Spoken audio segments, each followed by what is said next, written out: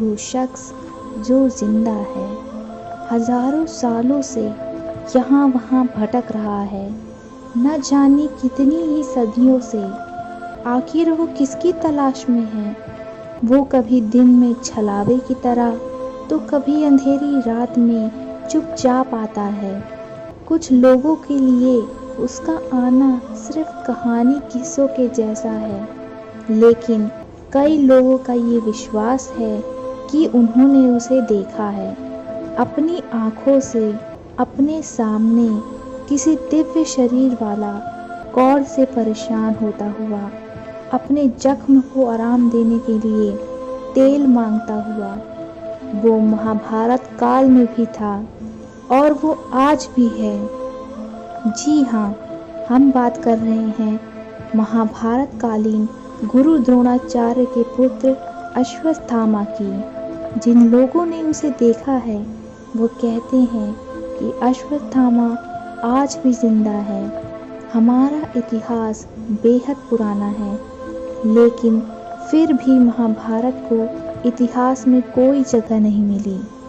इस कारण महाभारत के कुछ किस्से महज एक मिथक बनकर रह गए। इन्हीं में से एक है अश्वत्थामा के जिंदा या मृत होने का किस्सा, जो आज भी उलझा हुआ है रहस्यों से। लेकिन क्या अलग अलग लोगों का एक ही तरह की घटना पर सहमत होना महज एक मिथक हो सकता है? मध्य प्रदेश के बुरहानपुर जिले से 20 किलोमीटर दूर स्थित अजीरगढ़ का किला अपने अंदर न जाने कितने ही राज दबाए हुए हैं, जिन्हें लेकर लोगों की अलग अलग धारणाएं हैं। यहाँ के लोगों का कहना है कि किले के अंदर स्थित गुप्तेश्वर मंदिर में अश्वत्थामा आते हैं, पूजा करते हैं और चले जाते हैं। वो किसी को नज़र नहीं आते। माना जाता है कि वे सुबह सुबह आते हैं और किसी के उठने या मंदिर में आने से पहले शिवलिंग की पूजा करके चले जाते हैं। हालांकि कुछ लोगों का कहना है कि उन्होंने अश्वत्थामा को देखा है, लेकिन अगर ये सिर्फ मिथक है तो वो कौन है जो हर सुबह मंदिर का ताला खुलने से पहले ही शिवलिंग की पूजा करके चला जाता है? आखिर क्यों हर दिन शिवलिंग पर फूल चढ़े दिखते हैं, जल चढ़ा मिलता है?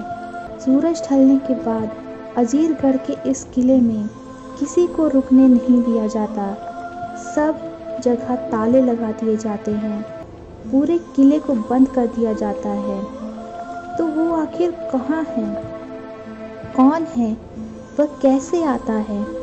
ये सिर्फ तभी संभव है जब किसी के पास दिव्य शक्तियाँ हों। जिन लोगों ने अश्वत्थामा को देखा है उनका कहना है अश्वत्थामा दिखने में किसी आम इंसान की तुलना में काफ़ी बड़े हैं। उनका कद काफ़ी ऊंचा है, उनके शरीर पर गहरे घाव हैं, वो कौड़ रोग से ग्रसित हैं। उनके शरीर के भिन्न भिन्न अंग के साथ उनके माथे से लगातार खून बहता रहता है। उनके घावों को भरने के लिए वो कई बार लोगों से तेल भी मांगते नजर आते हैं। ऐसा कहा जाता है कि ये घाव महाभारत समय के हैं। युद्ध में अश्वत्थामा बहुत अधिक घायल हो गए थे, जिस कारण उनके घाव अब तक नहीं भरे हैं। वो आज भी जंगलों में भटक भटक कर श्री कृष्ण द्वारा दिया गया श्राप भुगत रहे हैं। आखिर महाभारत के दौरान अश्वत्थामा के साथ ऐसा क्या हुआ जो वो आज भी जिंदा हैं, भटक रहे हैं? चाह कर भी उन्हें मौत नहीं आ रही। यह जानने के लिए हमें जानना होगा महाभारत के उन किस्सों को जहां इसकी शुरुआत हुई। दरअसल जब अश्वत्थामा का जन्म हुआ तब उनके गले से घोड़े की तरह हिनहिनाने की आवाज़ निकली, जिसके कारण इनका नाम अश्वत्थामा पड़ा। जन्म से ही अश्वत्थामा के माथे पर एक अमूल्य मणि विद्यमान था, जो उन्हें दैत्य, शस्त्र, व्याधि, देवता और नाग आदि से निर्भीक रखता था। महाभारत के युद्ध में अश्वत्थामा ने अपने पिता गुरु द्रोणाचार्य की भांति कौरवों का साथ दिया। अश्वत्थामा एक वीर योद्धा था, जिसने महाभारत के युद्ध में अपना पराक्रम दिखाया, जिससे पांडव हारते नजर आ रहे थे। गुरु द्रोण और अश्वत्थामा ने मिलकर पांडवों को परास्त कर ही दिया था कि श्री कृष्ण ने कपट नीति अपनाकर युधिष्ठिर से झूठ बोलने को कहा।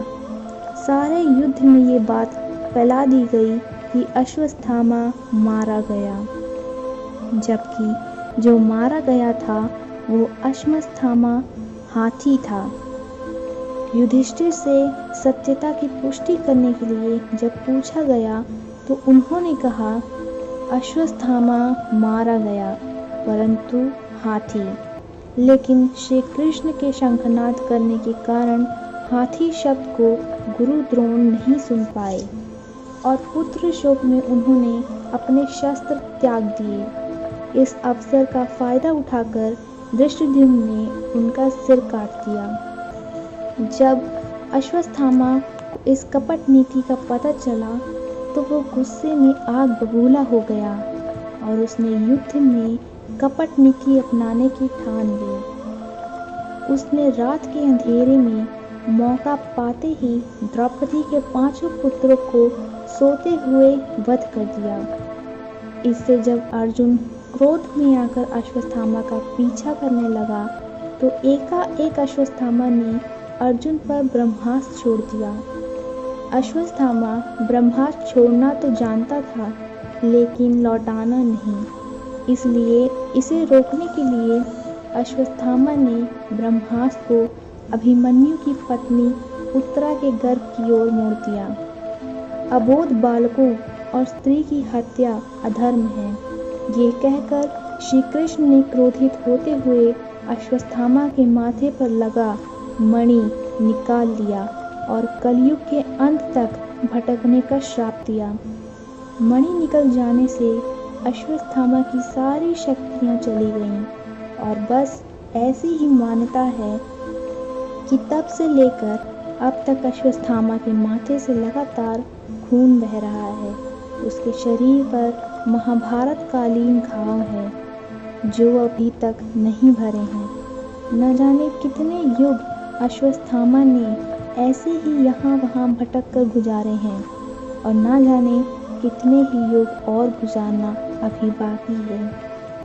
आज का वीडियो आपको कैसा लगा कमेंट करके ज़रूर बताएं।